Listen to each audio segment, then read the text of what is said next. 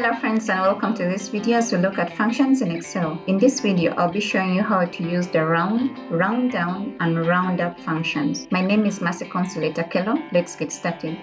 The round function helps you round any given number to a specified number of digits. The function takes in two arguments. Let's take a look at it. So in the cell where you want your value to appear, just enter equals round. The first argument you're entering is the number you want to round.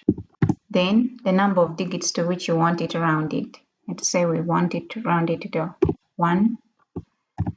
Close the brackets, press enter, and there you have it. Next is the round down function. The round down function rounds any given number down towards 0. So we follow that same procedure. We have equals round down, then the number we want to round, and how many digits we want it rounded to.